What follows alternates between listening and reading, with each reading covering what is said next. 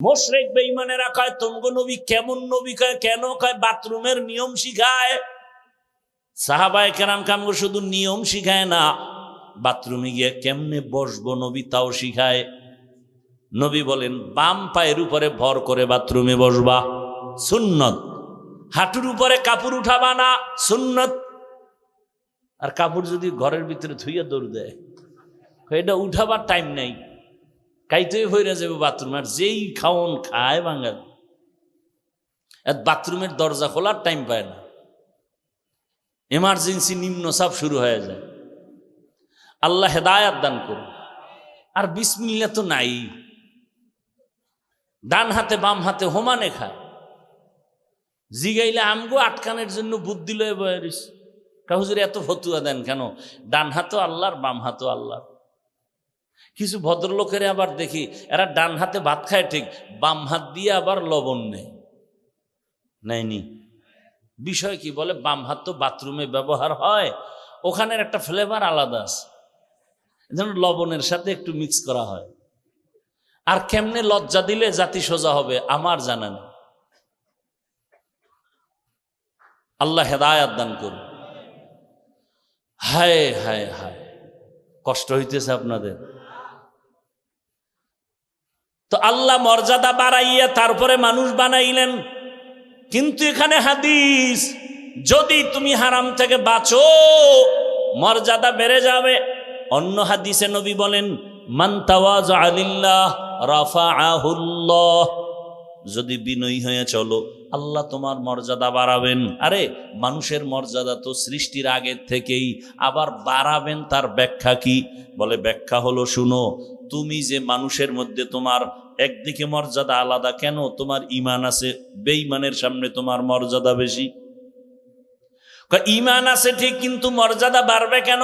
কয়েকবার তুমি আমল করো, যাদের আমল নাই তাদের সামনে তোমার মর্যাদা বেড়ে যাবে। আবার একদল ঈমান আছে, আমল আছে, তুমি ইখলাস নাই, ইখলাস নিয়ে চলো, তোমার মর্যাদা তাদের উপরে বেড়ে যাবে।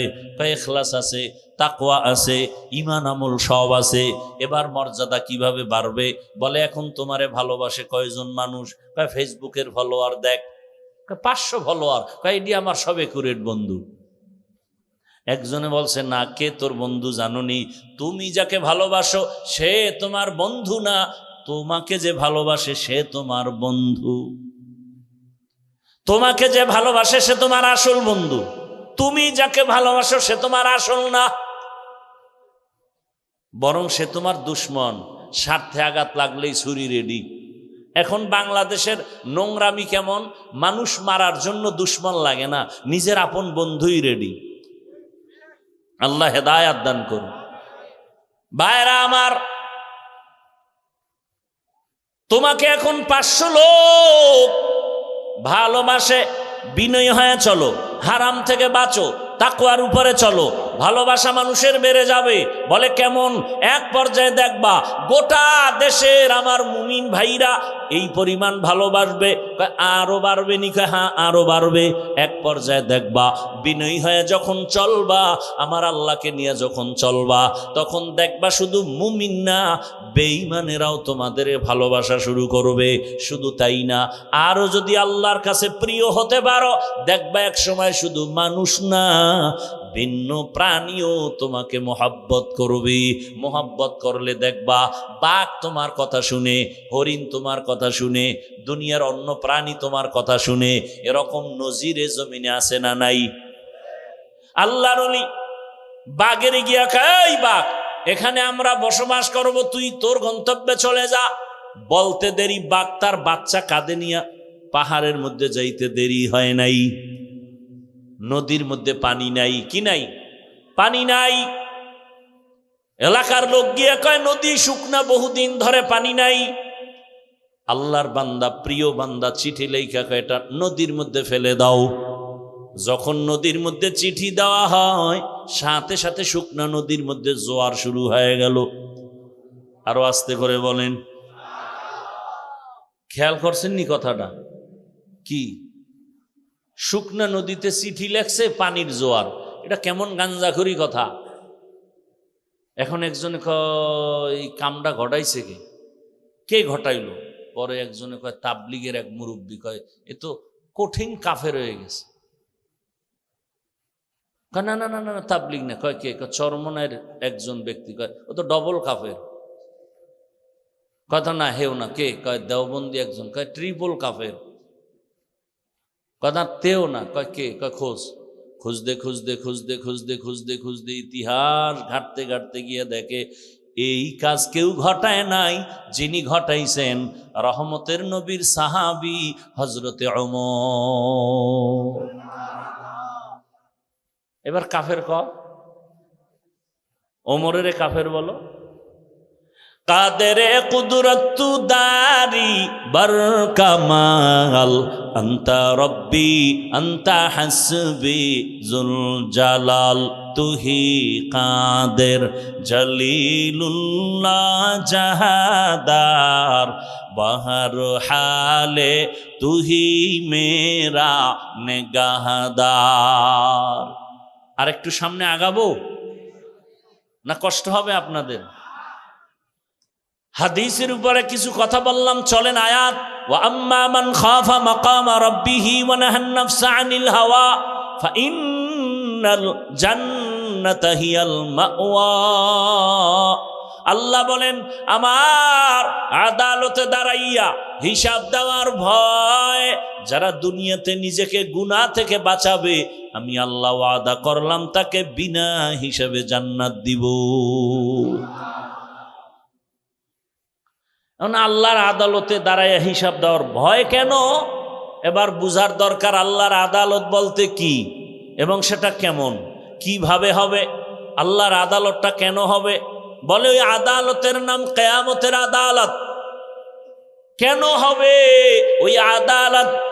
একমাত্র ইনসাফের বিচারের জন্য হবে। বলে দুনিয়ার আদালত কি পারবে না? না, ইসলামী আদালত যদি দুনিয়ায় কায়েম হয়ে যায় এরপরও ইনসাফের আদালত পরিপূর্ণভাবে হবে না। বলার সময় আমার হাতে কম। আল্লাহ তাআলা এমন এক আদালত তৈরি করবেন যেই আদালতের মধ্যে পশুকেও ইনসাফের বিচার হবে। ওদের জান্নাত নাই। আল্লাহ গরু উঠাবেন, কুকুর উঠাবেন, উঠাইয়া আল্লাহ বলবেন দুর্বল গরু তোরে সবল গরুতে হুদা আঘাত করেছে, আজকে তোর শক্তি বাড়ায় দিলাম, তুই সবল গরুটারে তোর প্রতিশোধ নিয়ে আনে। কুকুর দুর্বল, শক্তিশালী কুকুর এসে হামলা করে দুর্বলের উপরে, এমনি গায়ের জোরে হামলা করার নাম সন্ত্রাস। দুর্বলের উপরে গায়ের জোরে সবলদের হামলার নাম সন্ত্রাস। যারা করে তারা সন্ত্রাসী। আল্লাহর কসম, দুনিয়ার সব সন্ত্রাসীদের সন্ত্রাসের কর্মকাণ্ড বন্ধ করার জন্য একটাই মাত্র মেডিসিন, আল্লাহর দেওয়া ইসলামের বর্ণিত কোরআনের আইনের জিহাদ। জিহাদের মেডিসিন ছাড়া সন্ত্রাসীদের সন্ত্রাসের কর্মকাণ্ড বন্ধ হবে না। এ কারণে চলতেছে, স্বাধীন করছে দেশ, স্বাধীন না, বারবার স্বাধীনের আওয়াজ। জুলাইয়ের আন্দোলনের স্বাধীন, স্বাধীন হলে তাহলে কেন এখনো আমার দেশে আন্দোলন চলে? কি স্বাধীন করলা? এখনো কেন আমার বোন ধর্ষিতা হয়? স্বাধীন যদি হয়ে থাকে বলো আমার মা কেন ধর্ষিতা হয়? এখনো বাবার সামনে মেয়ে ধর্ষণ করা হয়, স্বামীর সামনে স্ত্রীকে ধর্ষণ করা হয়। বুঝা গেছে এই স্বাধীন আমরা চাই নাই, আমাদের নতুন করে আর একটা স্বাধীন করতে হবে। রেডি হয়ে থাকো। ওই স্বাধীন না হওয়া পর্যন্ত আমাদের ভাগ্যের পরিবর্তন হবে না, জমিনে শান্তি আসবে না। ওই স্বাধীন হবে ইসলামের স্বাধীন। আল্লাহর কসম, ইসলাম ছাড়া কোনোদিন শান্তি জমিনে আসবে? কোনোদিনও আসবে না। শুধু আওয়াজ হবে, চাপাবাজি হবে, শান্তি জমিনে আসবে না। ইসলাম ছাড়া শান্তি কেউ চাইলেও দিতে পারবে না। সব স্বার্থপর, সব নাপাক, দেমাগ নাপাক। ইসলাম হলো একমাত্র পাক। ভাইরা আমার, আমরা যে ইসলামটা মানি এটা দুর্বল না? কি আমাকে ইসলাম দুর্বল? বলেন না কেন? আমাদের কোরআন দুর্বল। তাহলে বলেন কেন কোরআনে এইটা আছে সেটা আছে, কিন্তু রাষ্ট্রের ব্যাপারে কোরআনে কিছু নেই? বলেন।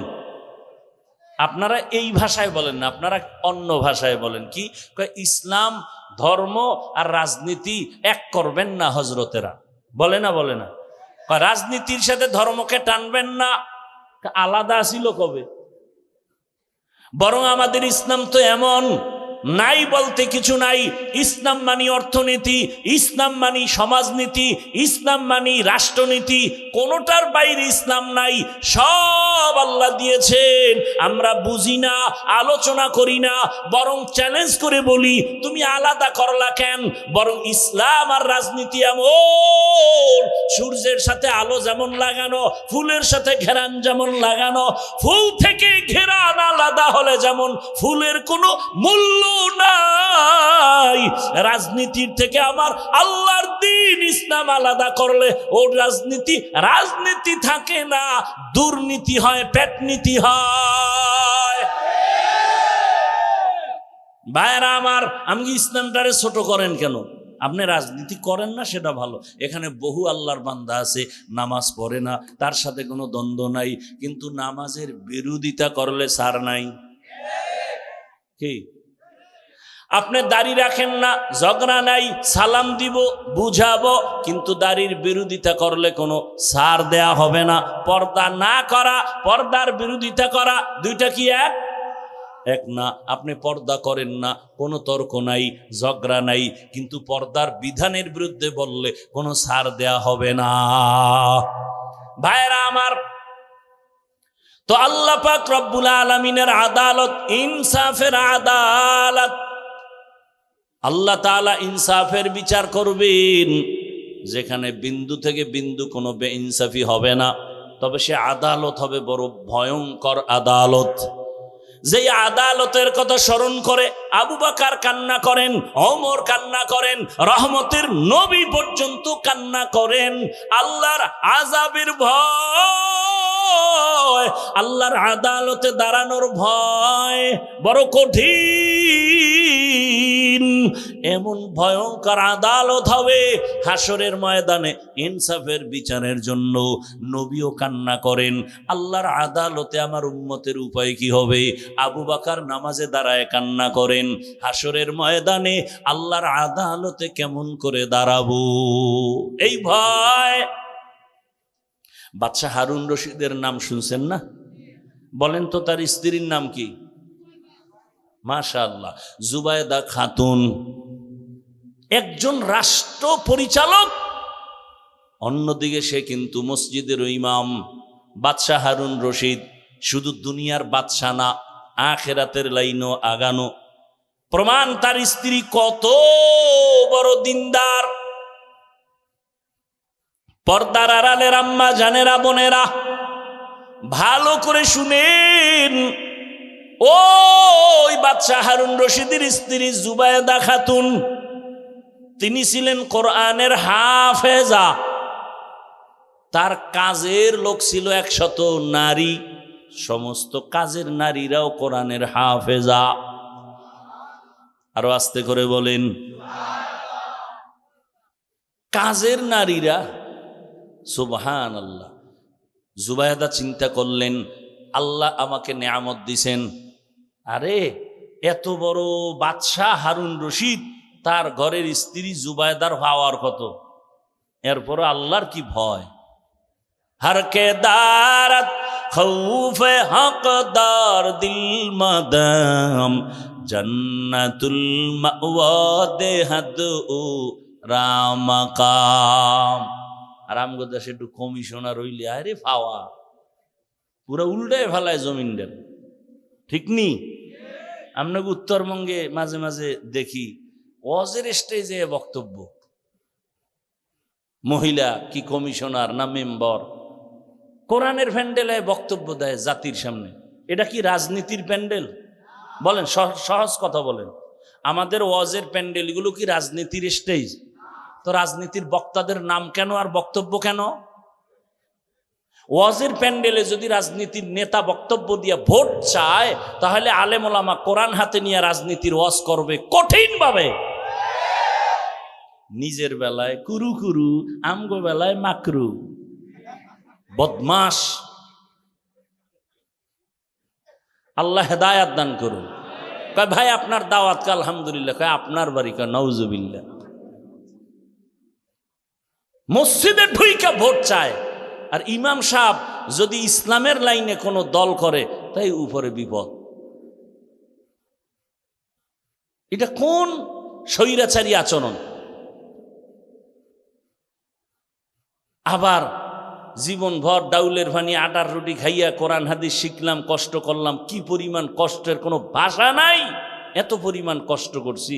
কোরআন হাদিসের কি আছে, কয়টা আয়াত, কয়টা অক্ষর, কয়টা নক্তা, কয়টা জের, কয়টা জবর, কোরআনের বিধান কিরকম, কি কি আল্লাহ পাক এই মাসআলা বয়ান করছেন, বিধান কিভাবে দিয়েছেন, কোন বিধান কিভাবে অবতীর্ণ হয়েছে, এর মেয়াদ কি, কোন আয়াতের হুকুম এখনো জারি আছে, কোন আয়াতের হুকুম জারি নাই, আল্লাহ পাক রব্বুল আলামিন পরিবারের কি কি আয়াত দিছেন, সংসারের আয়াতগুলো কি কি, জাকাতের উপরে, অর্থনীতির উপরে আয়াতগুলো কি কি, সবগুলো ঘেটে ঘেটে তাফসিরের লাইনে, ফিকহের লাইনে, মাসআলাগত গ্রামারের লাইনে পড়তে পড়তে পড়তে পড়তে ওলামায়ে কেরাম জীবন শেষ।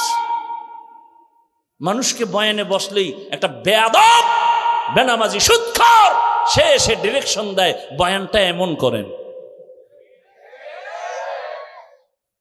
এ সোজা হয়ে যেত। আপনারা যদি আবার পাবলিক দাঁড়ায় কইতেন হুজুরের সাথে বেয়াদবি চলবে না, একটা আওয়াজ দিতেন সব বেয়াদব সাইজ হয়ে যেত। আলেম কোরআন হাদিসের বয়ান করবে, এখানে ডিরেকশন কি আবার? আর কি সুন্দর বক্তব্য। হুজুর গো ওয়াজ শুনলে হবে না, আমল করতে হবে। কি সুন্দর বক্তব্য দেয়। তো আপনারা তখন দাঁড়ায় যদি কন আপনার দাড়ি নেই কেন? আল্লাহ হেদায়াত দান করুন। আসলে লোভে ধ্বংস। রসুল বলেছেন হুব্বুদ দুনিয়া রাসু কুল্লি খতিয়া, দুনিয়ার সব ধ্বংসের কারণ দুনিয়ার লোভ। যৌবনের লোভ, ক্ষমতার চেয়ারের লোভ, টাকার লোভ আর সম্পদের লোভ। এই তিন লোভে পইরা মানুষ শেষ। এই কমিটিও লোভে পড়ছে, নাহলে মহিলা মেম্বারের অতিথি বানাইয়া স্টেজ আনবে কেন? হয়তো 10,000 টাকা দেবে, 20,000 টাকা দেবে, এই তো। কথা বলেন না কেন? এই সংস্কৃতি থেকে বাঁচতে হবে। স্বাধীন হওয়ার পরেও শুনি এখনো নাকি ওয়াজে বাধা হয়। আমি তো ঢাকায় ঘোষণা দিছি, যারা ওয়াজে বাধা দেয় ভিডিও কইরা কি বলে আমারে দেন না।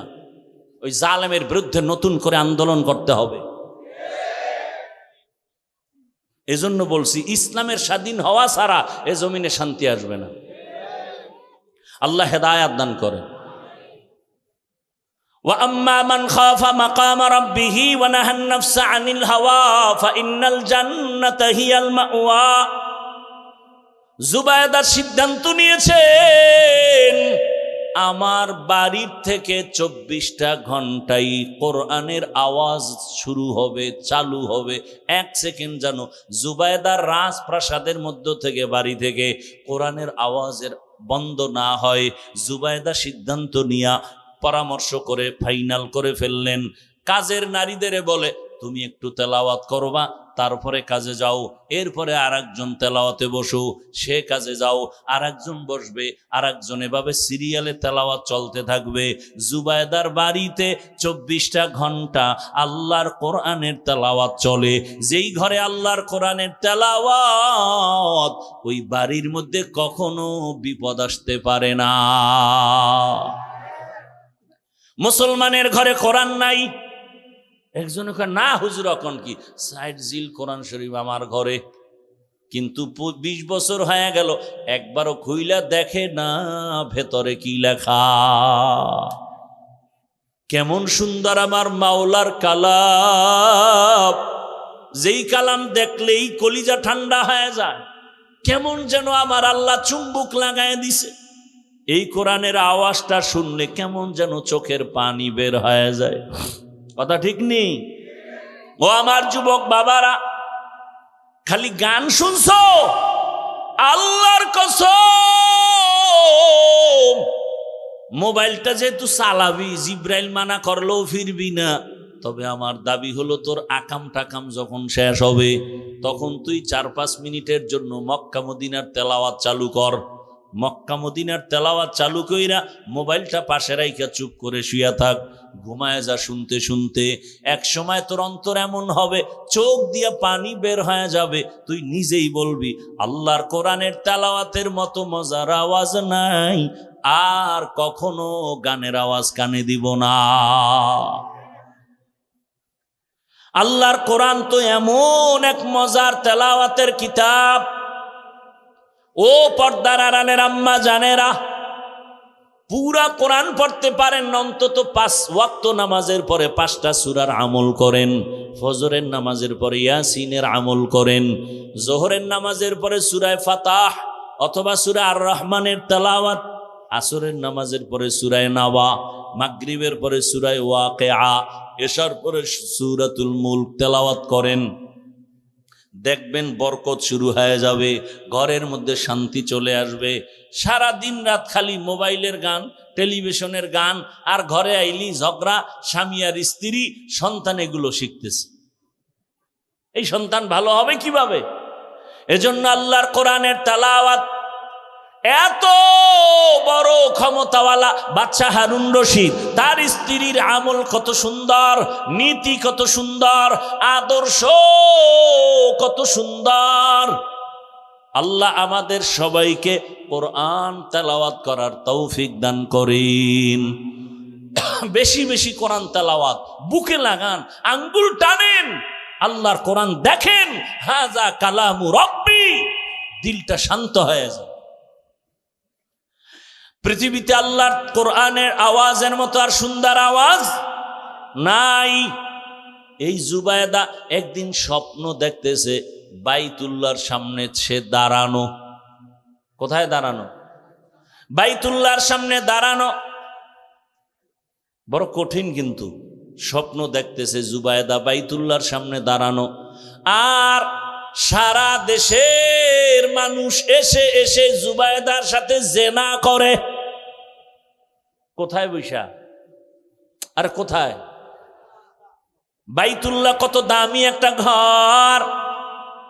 ইন্না আউয়ালা বাইতিন উযিআ লিন-নাস লাল্লাযী বিবাক্কাতা মুবারাকান ওয়া হুদা মুবারাকান ওয়া হুদাল লিল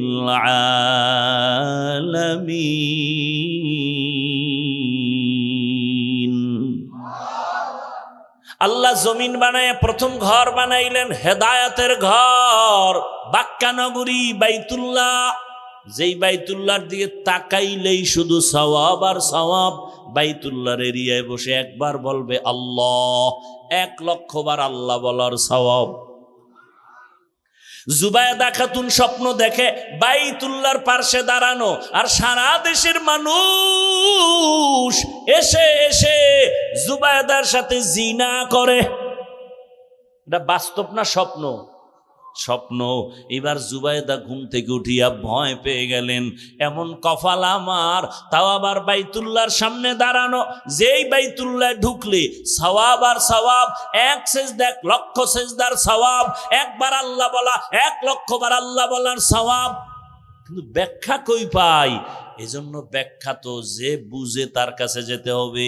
উল্টা পাল্টা স্বপ্নের ব্যাখ্যা নেওয়া যাবে না, বলাও যাবে না। ওই জামানার স্বপ্নের ব্যাখ্যাকারী আল্লামা ইবনে সিরিন রহমাতুল্লাহ আলাই লোক পাঠায় দিল, যাও তার থেকে ব্যাখ্যা নাও, তবে আমি জুবায়দার নাম বলবা না, বলবা কোনো এক নারী এই স্বপ্ন দেখছে। যাও গিয়া স্বপ্নের ব্যাখ্যাকারী আল্লামা ইবনে সিরিনের কাছে যখন বলছে, এবার কয় এত স্বপ্ন কে দেখছে, নাম কও। কয় নাম বলা যাবে না। কয় ভাগো, ব্যাখ্যা দেওয়াও যাবে না, কারণ ব্যক্তি হিসাবে ব্যাখ্যা হবে। ব্যক্তি হিসাবে পিশাব যদি স্বপ্ন দেখে নবী উলঙ্গ ডাস্টবিনে পড়ে আছে, কত বড় ভিড় হইলে দেখতে পারে? হ্যাঁ, কিতনা বড় দাজ্জাল। দেখেন নবী উলঙ্গ ডাস্টবিনে পড়ে আছে, ব্যাখ্যা কি হবে? কয় পীরের ঈমান উলঙ্গ। কথা বলেন না কেন? ওর আত্মা মরা ডাস্টবিনে পড়ে আছে। এই জন্য স্বপ্ন দেখলেই হবে না। একজনে স্বপ্ন দেখছে, কয় হুজুর আমি এক স্বপ্ন দেখছি। কি? কয় যে নবী আমার পেছনে, আমি নবীর সামনে জানাজার ইমামতি করতেছি, নবী আমার মুক্তাদি। কয় এটা তো হইতেই পারে না, কাম তো ঘটতে গেছে। কি? কয় তোর বাপের মরণ হইব কিছুদিনের মধ্যে, তোর বাবার মরণ হইব। হায় হায় হায়, নবী পেছনে থাকবে ইমামতি করবা, হতে পারে না। ভাইরা আমার, এবার আবার দৌড়ায় আসলো জুবায়দা খাতুন। নাম না বললে ব্যাখ্যা দেওয়া হবে না। আবার দৌড়ায় কয় যা কি করার নামটাও বলে দে। এইবার ইবনে সিরিনের কাছে যখন নাম বলছে, বাদশাহ হারুন রশিদের স্ত্রী জুবায়দা স্বপ্ন দেখছে বাইতুল্লাহর সামনে দাঁড়ানো, আর সারা দেশের মানুষ জিনা করে। এইবার ইবনে সিরিন কয়, কফালওয়ালা জুবায়দা, সান কপালওয়ালা জুবায়দা, ভাগ্যবতী জুবায়দা, এর মতো কপালওয়ালার কে হবে? শুনো, জুবায়দারে গিয়ে সালাম দিও আর ব্যাখ্যা শুনাইও। আমার আল্লাহ জুবায়দারে দিয়া এমন কাজ নিবেন মক্কার জমিনে, সারা দুনিয়ার মানুষ জুবায়দার সেই কাজের থেকে অংশ নেওয়া শুরু করবে, ফায়দা নিবে। শুরু হয়ে গেছে স্বপ্নের ব্যাখ্যা। জুবায়দা গেল মক্কায়, মক্কায় যেয়ে দেখে মানুষ পানির হাহাকারে আছে, কোথায় পাবে পানি? জুবায়দা সরকারের টাকা না, নিজের টাকা দিয়া নহর বানাইলো, ড্রেন কাটলো পুরা মক্কায়। এইটার পানির লাইন করলো, লাইন কইরা কইরা পানি দিল, জায়গায় জায়গায় পানি পৌঁছায় দিল। এখনো গিয়া দেখলে খুঁজে পাবেন মক্কার মধ্যে নাম হলো নহরে জুবায়দা নামের ড্রেন এখনো আছে পাহাড়ের পাশে পাশে, আমি নিজে দেখে এখনো আছে। সারা দুনিয়ার মানুষ আসছে আর জুবায়দারে খেদমতের অংশ নিছে, নেয় নাই? স্বপ্ন কি, ব্যাখ্যা কি, চিন্তা করতে পারেন? বড় কঠিন হালাত না। আপনি গাঞ্জাখোর যদি দেখেন তাহলে কাজ হবে না, তাহলে কপাল খারাপ। ভাইরা আমার, সেই স্ত্রী জুবায়দা, তার স্বামী বাদশাহ হারুন রশিদ কত বড় আল্লাহর ওলি। আমি আমার আয়াতের উপরে ঘটনাটা টানতেছি, আর একটু সামনে আগাবো। বাদশাহ হারুন রশিদ সে আবার বড় আল্লাহওয়ালা। একদিন ওজিরে আজম নিয়ে রাস্তা দিয়া যায়, দুপুর বেলা দেখে রাস্তার পাশে এক বুড়া ফলের গাছ লাগাইতেছে। জি, এই বাদশাহ হারুন রশিদ, এই বুড়া তোমার বয়স কত? কয় মরণের কাছাকাছি। কয় তুমি কষ্ট করে কি করো? কয় ফলের গাছ লাগাই। ফল হবে কবে? কয় জানে কে? কত কষ্ট করো কেন? কয় বাদশাহ আমগো বাপ দাদায় গাছ রোপণ করেছে, ফল হয়েছে, আমরা খেয়েছি, এটাই তো নিয়ম। আমরা আবার গাছ লাগায় যাব, আমগো প্রজন্ম যারা ওরা গাছের ফল নিবে। বাদশাহ কয় এত সুন্দর একটা জবাব দিছে, 1000 দিনার তারে পুরস্কার দিছে। বুড়াও সেই বুড়া, এমন বুড়া হয়, কয় মানসে গাছ লাগায় ফল পায় 1 বছর পর, আর আমি লাগাইতে না লাগাইতে নগদ ফল পেয়ে গেলাম। জাগাত নগদ ফল পাইছি 1000। বাদশাহ খুশি হয়ে কয় নে আরো 1000 দিনা। বুড়া খুশি লাভ দিয়া কয় মানুষ গাছ লাগায় বছরে ফল পায় 1 বার, আমি নগদ পাইছি 2 বার। উজিরে কয় হ্যাঁ আর থা যাইবন, এই বুড়া আপনার ফকির বানাইব, তাড়াতাড়ি ভাগেন। বুড়া বড় বুদ্ধিমান, যোগ্যতার বড় দাম নাই, অভিজ্ঞতার বড় দাম। কত সন্তান যোগ্যতার লেখাপড়া নিয়ে মূর্খ বাবারে পছন্দ করে না, তাই বুড়া টুরার কোনো কাম নাই, বরং মুরব্বী সারা সমাজ বড় অন্ধকার। তাদের অভিজ্ঞতা অনেক দামি, তোমার যোগ্যতার কোনো ভ্যালু তাদের সামনে নাই।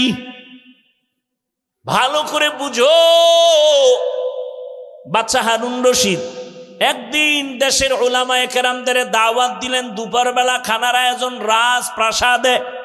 দেশের শীর্ষস্থানীয় উলামায়ে কেরাম আসলেন খানা খাওয়ার জন্য। খানা খাওয়াইলেন, ভালো মেহমানদারি করালেন, আপ্যায়ন শেষ। এইবার সবাই বিদায় নিবে। বাদশাহ হারুন রশিদ বলে, আপনারা বাড়ি যাবেন, আমার একটা কথা, মেহমানদারি ঠিক আছে নি? ওলামায়ে কেরাম বলে আলহামদুলিল্লাহ। আপনারা আমি বাদশাহ হারুন রশিদ রে চিনেন কিনা? বলে চিনি। তাহলে কথাবার্তা খুব কম, আপনারা আমাকে আজকে একটা সাইড করে যেতে হবে, কোন দিন মরে যাই জানি না, তবে আমার অন্তরে একটা শখ, আপনারা ওলামায়ে কেরাম আমাকে বলবেন, আমি টুকটাক যে আমল টামল করি আপনারা আমাকে বলে যাবেন, আমি বাদশাহ হারুন রশিদ কি আসলে জান্নাতি না জাহান্নামী? সব ওলামায়ে কেরাম পেরেশান হয়ে গেলেন।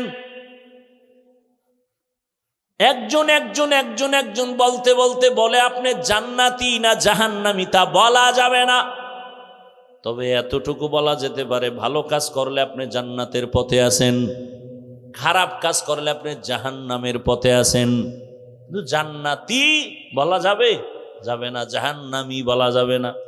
বাদশাহ মজাক করে বললেন, তো খাওয়াইয়া লাভ হইল কি হুজুর গো, একটা সাইড আমারে করতে না পারলে?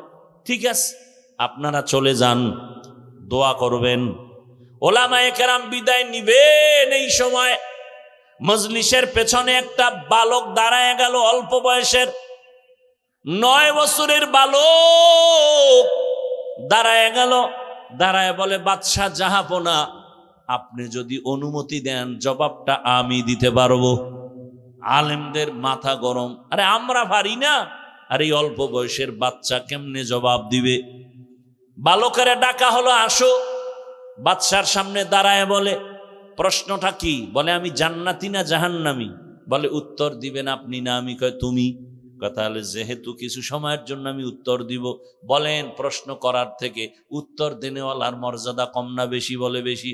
তাহলে বেয়াদবি মাফ করে সিংহাসন থেকে আপনি নিচে আসেন, আমাকে জবাব দেওয়া পর্যন্ত সিংহাসনে বসায় দেন। বাদশাহ হারুন রশিদ তো দুনিয়াদার না, জালেম না।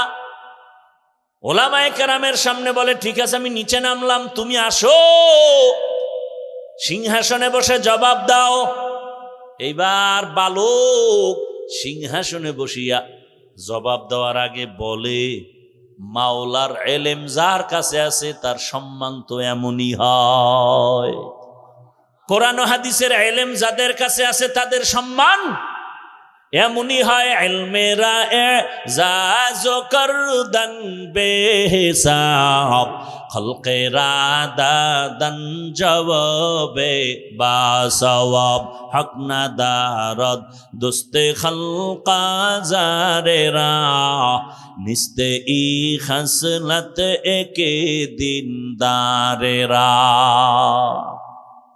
বালক বলে, ইলম থাকলে তো সম্মান এমনই হয়। তাকাইয়া দেখো, একটা ছোট বাচ্চা কোরআনের হাফেজ, কত সম্মান। নামাজের ইমামতি তারাবিতে দাঁড়ায় গেছে, কোটিপতি পেছনে তার কথায় উঠে আর বসে। সম্মানকে দিছেন। এক সম্মান আমার আল্লাহ দেয়, আর এক সম্মান আমগো সোনার বাংলায় টাকায় পাওয়া যায়, পাইব না?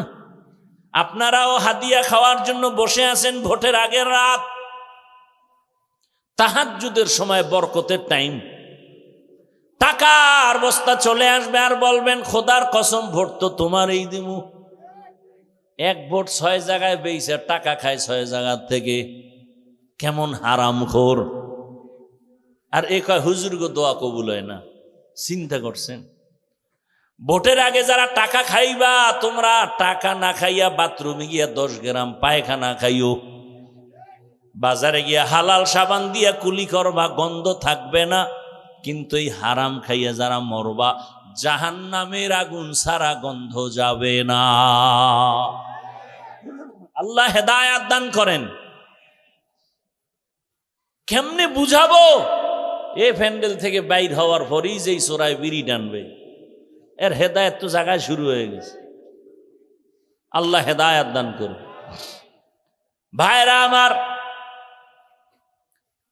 আল্লাহ তাআলা সম্মান যেটা দেয় এটা স্থায়ী। মানুষ যারা টাকা দিয়া কিনে, ওই সম্মান প্রথমে পায় ফুলের মালা, ফাইনালে জুতার মালা। জিন্দেগি মে बंदगी तू करना है जिंदगी में बंदगी तू करना है जिंदगी बे बंदगी शर्मिंदा है जिंदगी बे बंदगी शर्मिंदा है दुनिया में हो दुनिया का तलबगार न हो बाजार से गुजर हो खरीदार न हो ये दुनिया एक मिसले कागज फूल है ये दुनिया एक मिसले कागज फूल है जिंदगी में बंदगी तू करना है जिंदगी बे बंदगी शर्मिंदा है जिंदगी बे बंदगी शर्मिंदा है जिंदगी में बंदगी कौन बंदगी बंदगी बे जिंदगी शर्मिंदगी আপনাদের ঘুম আসতেছে আমি তো জানি বাঙালি রাতে ঘুমায় না মোবাইলের হক আদায় করে রাত কাটায় এরা ঘুমাবে সকালবেলা অতএব আজকের একটু সময় দিয়ে দোয়া করে যাওয়া যাবে না আল্লাহ সবাইকে কবুল করেন বাদশাহ বসে আছে নিচে বালক এলেমের ফজিলত বয়ান করতেছে সুযোগ পাইলেই বয়ান করো ব্যবসা করো ডাক্তার হও ইঞ্জিনিয়ার প্রফেসর হও তবে আমার আল্লাহর কোরআনটা সিনায় লাগাও আল্লাহর কোরআন লাগায় দেখবা তুমি স্কুলে পড়লেও সম্মান বেড়ে যাবে আমাদের সমাজে বহু ডাক্তার আছে 5 ওয়াক্ত নামাজি নাই তাহলে কেন বলবো ডাক্তার হওয়া খারাপ ইঞ্জিনিয়ার হয়েও 5 বেলার নামাজ পড়ে উলামায়ে কেরামের সাথে কলিজার সাথে সম্পর্ক তাহলে আমি কেন বলবো ইঞ্জিনিয়ার হওয়া খারাপ ভাইরা আমার এলেমের ফজিলত বড় দামি আল্লাহর কোরআন আমি জামা পরেছি কাপড় বড় দামি কিন্তু নরমাল কাপড় যেটা টেইলার ফালায়া দেয় ওটারে সুন্দর করে দুইয়া সেলাই করে কোরআনের সাথে লাগায় দিছে গিলাপ বানাইছে দাম বেড়ে গেছে এই যে কাঠের চেয়ার কত দাম কিন্তু এর উপরে পাও লাগায় কোনো খবর নাই কিন্তু সামান্য একটা নরমাল কাঠ দিয়ে কোরআনের রেহাল বানায় দিছে বড় দাম বেড়ে গেছে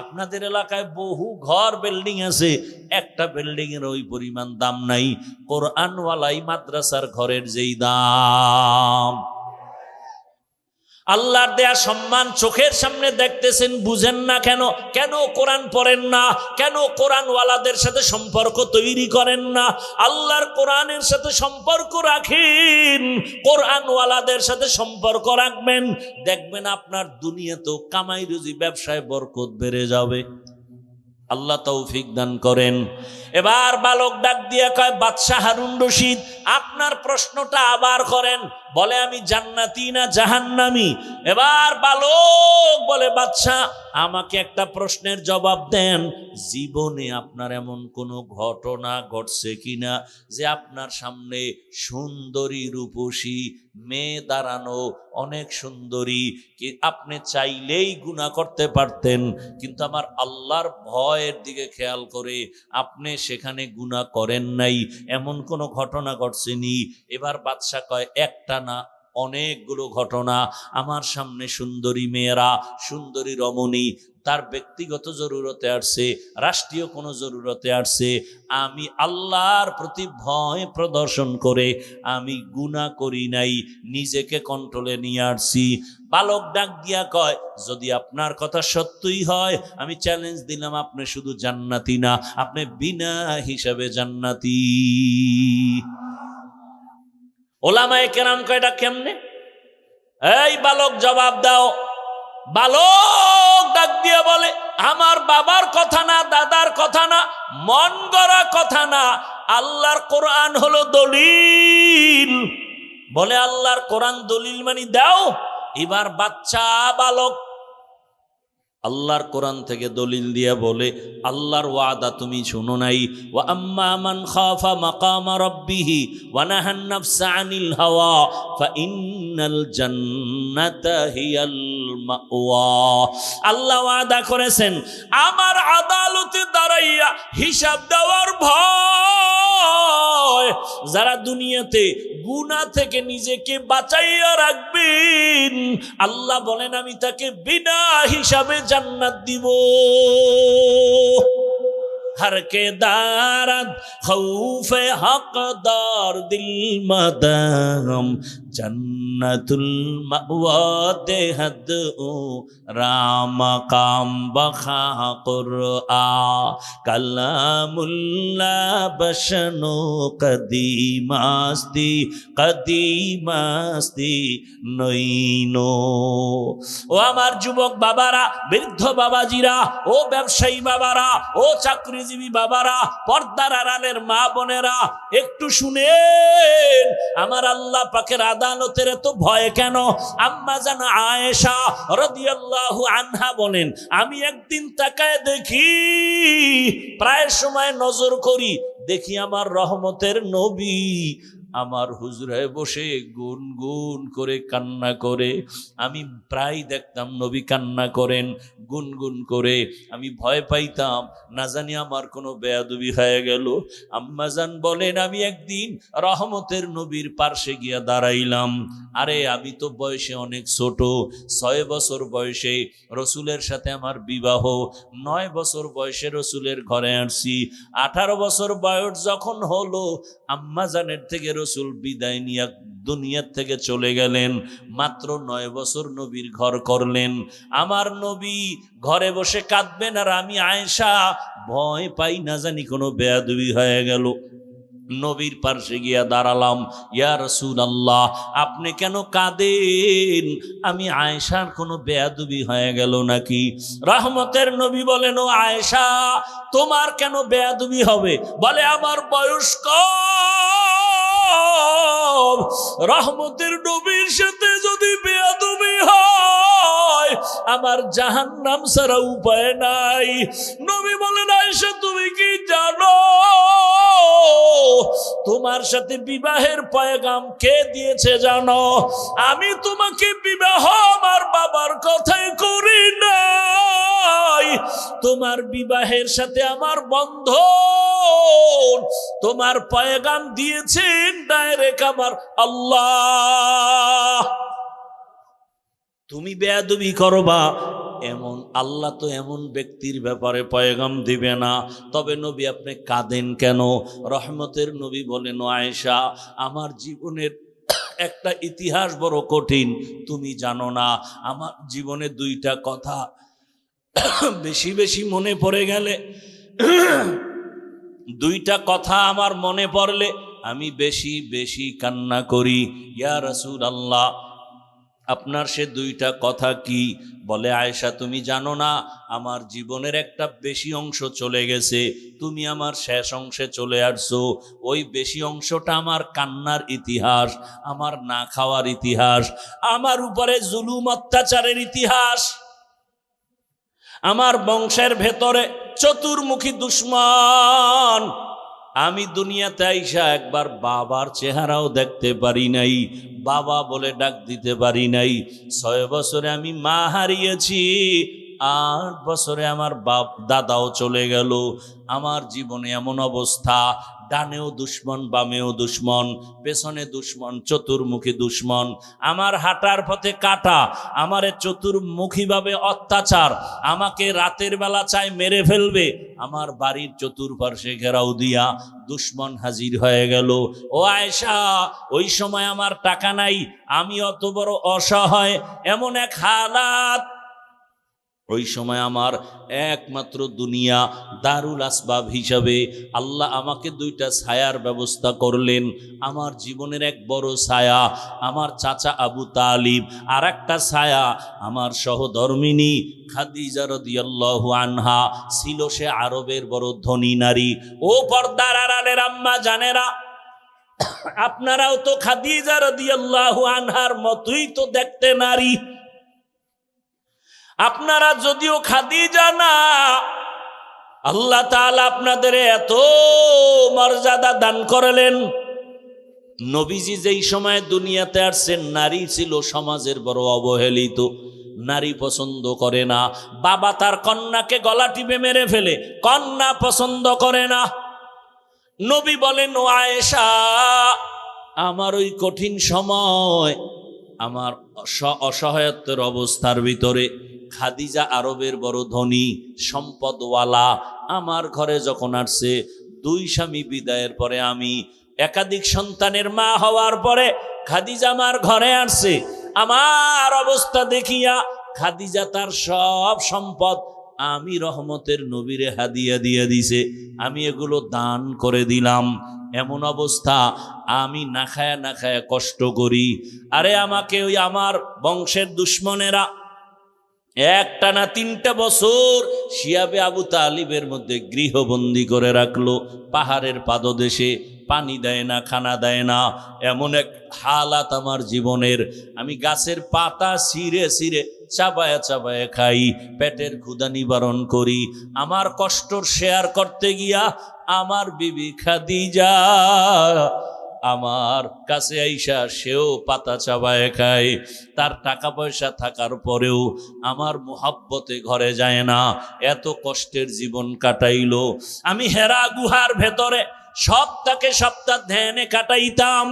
মাঝে মাঝে নাস্তা নিয়ে যাইতাম, মাঝে মাঝে নাস্তা শেষ আমি ঘরে আসি না, আমি আমার মাওলার মুহাব্বতের বন্ধনে সাধনা করি। আমার বিবি খাদিজা মহিলা হইয়া ওই পাহাড় বেয়ে উপরে উঠিয়া আমার হেরা গুহার মধ্যে নাস্তা নিয়ে যাইতো। আমি কালেমার দাওয়াত দিতে যাই। আমি রাতের যত গভীর হোক ঘরের কিনারা আইসা সালাম দিতাম, আসসালামু আলাইকুম ইয়া আহলাল বাইত। সাথে সাথে ঘরের ভেতর থেকে আওয়াজ, লাব্বাইক ওয়া সাদাইকা ইয়া রাসূলুল্লাহ। আমি আশ্চর্য হয়ে যাইতাম। ও খাদিজা, আপনি কি ঘুমান না? খাদিজা বলেন, ইয়া রাসূলুল্লাহ, আমি জানি আপনার মা নাই, বাবাও নাই, আপনার চতুর্মুখী দুশ্মন। আজকে যদি আপনার মা থাকতেন, আপনাকে বাহিরে রেখে মা ঘুমাইতে পারতেন না। আমি খাদিজা বড় ভয়, 2জন স্বামী বিদায়ের পরে আপনার ঘরে আসলাম, একাধিক সন্তানের মা হয়ে আসছি, রহমতের নবী। আমি যদি ঘুমায়া যাই আর আপনি দরওয়াজায় এসে যদি কষ্ট পান, আমার খাদিজার জাহান্নাম ছাড়া কোনো পথ নাই। আমি নবী, আপনি যতক্ষণ আসেন না আমি দাঁড়ায় অপেক্ষা করি, 1 সেকেন্ডের জন্য আমি বিছানায় ঘুম যাই না। ও আয়েশা, এত কষ্টের জীবন, ওই খাদিজা আমার চতুর্মুখী সহযোগিতার জন্য দাঁড়ানো, আমার জীবনের সান্ত্বনার একমাত্র পাত্রী খাদিজা। যখন আমার হাতে কেউ কালেমা পড়ে না, ঈমান আনে না, আমার প্রথম ঈমানওয়ালা কালেমাওয়ালা আমার হাতে প্রথম ব্যক্তি আমার খাদিজা। ওই তায়েফের জমিনে কালেমার দাওয়াত দিতে যখন গিয়েছি, ওই তায়েফের বেঈমানেরা বাচ্চাদের বলে দিল, মক্কার পাগল আর সে পাথর মেরে তাড়ায়া দাও। মক্কার পাগল বলে যখন আমাকে বাচ্চাগুলো পাথর মারে বৃষ্টির মতো। ও আয়েশা, জানো আমার শরীরে মশা পড়ে না হারাম, মাছি পড়ে না হারাম, কিন্তু তায়েফের জমিনে পাথরের আঘাত আমার শরীর থেকে রক্ত পড়ে পড়ে জুতা পর্যন্ত আটকাইয়া গেছে। আমি কান্না করি আর 1 কদম 2 কদম দিয়া মক্কার দিকে হাঁটি, আর ওই কাফের সন্তানগুলো আমার গায়ে পাথর মারে বৃষ্টির মতো। জিব্রাইল আমিন এসে হাজির হয়ে গেল। আল্লাহ জানায় দিছে, আমার রসুলের কান্না আমি আল্লাহ বরদাস্ত করতে পারি না। নবীকে বলো এখন তায়েফের জমিন উল্টায় ধ্বংস করে দাও। কেমন মায়ার নবী। জিব্রাইল বলা মাত্র বলে, না ওদের মারিও না জিব্রাইল, ওরা আমাকে চিনে না, যদি জানতো আমার গায়ে আঘাত করতো না। ওরা জানেন আমি কত বড় ইয়তীম, ওরা জানেন আমি কত বড় অসহায়, আমি মা হারাইলাম, বাপ হারাইলাম, আমার আপন আল্লাহ ছাড়া কেউ নাই। খাদিজা আমার হাজারো কষ্টের সান্ত্বনা দিত। ও আয়েশা, ওই খাদিজার কথা যখন মনে পড়ে আমি তখন চোখের পানি ধরে রাখতে পারি না। আম্মা জান বলেন আর একটা কারণে কাঁদেন, সেটা কি? রহমতের নবী বলেন, ও আয়েশা, হাসরের মাঠের কথা যখন আমার মনে উঠে আমি চোখের পানি ধরে রাখতে পারি না। আয়েশা বলেন, ইয়া রাসূলুল্লাহ, হাসরের ময়দান এমন ভয়ঙ্কর কি হবে যে আপনি এখনই কান্না করেন? রহমতের নবী বলেন, আয়েশা, হাসরের মাঠ হবে এই পুরা জমিন, ওই সময় আমার আল্লাহর আদালত কায়েম হবে, নারী পুরুষ সব উলঙ্গ হাসরের মাঠে দাঁড়াবে। আম্মা জান বলেন, লজ্জা কি কেউ করবে না? আল্লাহর নবী বলেন, ও আয়েশা, হাসরের ময়দান এত পরিমাণ কঠিন হবে কেউ কারো দিকে তাকানোর পর্যন্ত হুঁশ হবে না।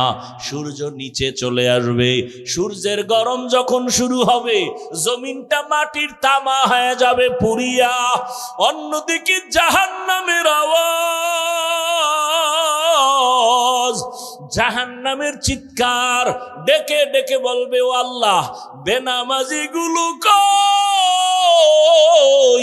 গুনাহগার গুলো আমার পেটের মধ্যে দাও। আল্লাহ বলবে, না, জাহান্নাম অপেক্ষা কর, বিচার শেষ করিয়া নেই। নবী কান্না করে আর বলে, আয়েশা, জাহান্নামের আওয়াজের ভয়ে হাসরের ময়দানটা থরথর করে কেঁপে উঠবে। অন্যদিকে আমার মাওলাও বেজার, আল্লাহ রাগ হয়ে একটা আওয়াজ দিবেন, কুদরতি আওয়াজ, লিমানিল মুলকুল ইয়াউম লিল্লাহিল ওয়াহিদিল কাহ্হার। আল্লাহ তাআলার কুদরতি আওয়াজে হাসরের মাঠ থরথর করে কাঁপা শুরু হয়ে যাবে। এমন অবস্থা হবে কেউ কারো পরিচয় দিবে না। এই অবস্থা দেখিয়া নবীদের চোখেও পানি। আদম নবীও সিজদায় পড়ে কাঁদবেন, মুসা নবী কান্না শুরু করবেন আর বলবেন, ও মালিক, আমার উপায় কি? সূর্যের গরম, জাহান্নামের গরম, আমার আল্লাহ বড় রাগ।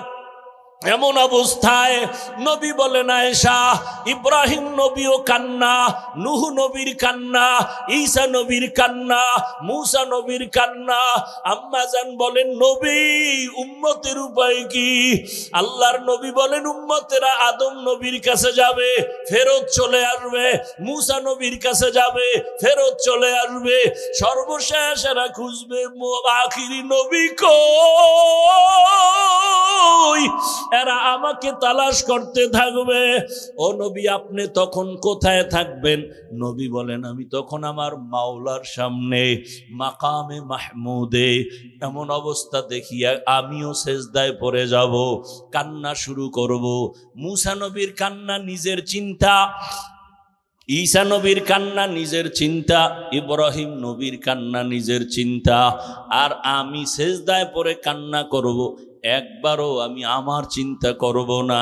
আমি বারবার বলবো, আল্লাহ, আমার উম্মত, আমার উম্মত, আয় আল্লাহ, একটা উম্মত যেন জাহান্নামে না যায়, জাহান্নামের ফিরাও। আমার উম্মত জাহান্নামে গেলে আমি জান্নাতে যাব না। ও মোহনগঞ্জের নবীর আশিক, আমার নবীর সুন্নাত কেমনে জবাই করো? ও যুবক বাবা, তোমার মতো কত যুবক র্যাব, আর্মি, পুলিশ, বিডিআর এর চাকরি করে, নামাজ ছাড়ে না, দেখো তোমার মতো যুবক স্কুল কলেজে পড়ে নামাজ ছাড়ে না, ডাক্তার প্রফেসর ইঞ্জিনিয়ার নামাজ ছাড়ে না। বলো বাবা তোমার কপাল কেন খারাপ? আমার নবীর মায়া কি তোমার অন্তরে আসবে না? কেন তুমি দাড়ি কাটো, নামাজ ছাড়ো? আমার মাওলার আদালতের ভয় কি নাই? ও পর্দার আড়ালের মা বোনেরা, কয়দিন দুনিয়াতে বাঁচবেন? আপনার মতো কত মা এখনো আছে বেপর্দায়, চলে না, নামাজ ছাড়ে না, মোবাইলে সময় নষ্ট করে না। আম্মা জানেরা, বোনেরা, আপনারা কেন পারবেন না? এখনো সময় আছে, আল্লাহর কাছে তওবা করেন। হাসরের ময়দানের ভয় অন্তরে জমা করিয়া আল্লাহকে বলেন মনে মনে, হে আল্লাহ, জীবনে কত বেপরদায় চললাম, আজকে থেকে বেপরদায় চলবো না, নামাজ ছাড়বো না, স্বামীর মাল খেয়ানত করব না, মোবাইলে সময় নষ্ট করব না। ও যুবক বাবা, পায়ে হাত রেখে বলি, আমার মাওলার কোরআন মিথ্যা মনে করিও না।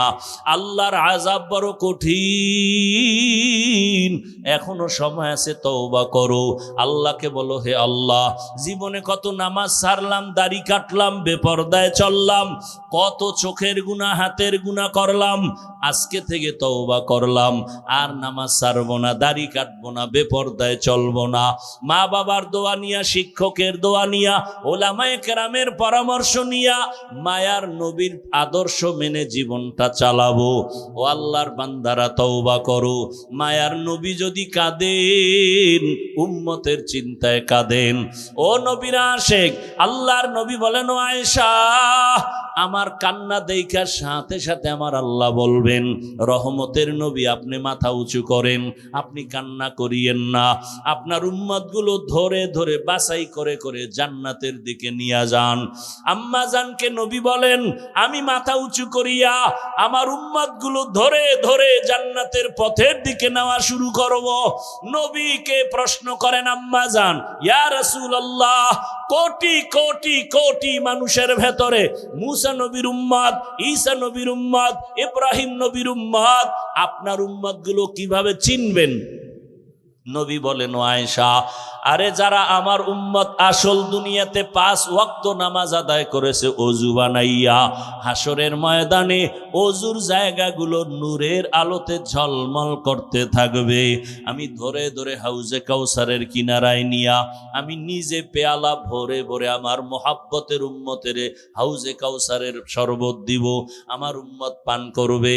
ও আল্লাহর বান্দারা, ওই হাউজে কাউসারের পানি, আমার মায়ার নবীর সুপারিশ যদি পেতে চাও, পায়ে হাত রেখে বলবো, এখনো সময় আছে, তওবা করো।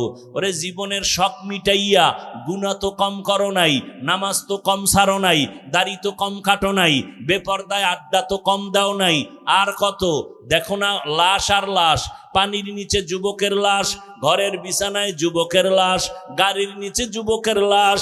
তওবা করো খাঁটি অন্তরে, আর জীবন চলে গেল, নামাজ ছাড়বা না, বেপরদায় চলবা না, মা বাবার দোয়া নিয়া, ওলামায়ে কেরাম শিক্ষকদের পরামর্শ দোয়া নিয়া নবীর তরিকা মেনে চলবা। তওবা করার মতো যদি নিয়ত হয়, মুনাফিকি অন্তরে যদি না থাকে, খাঁটি তওবার নিয়ত যাদের আছে, দুটো হাত আল্লাহকে দেখাইয়া দাও। আয় আল্লাহ, হাতগুলো কবুল করে নেন।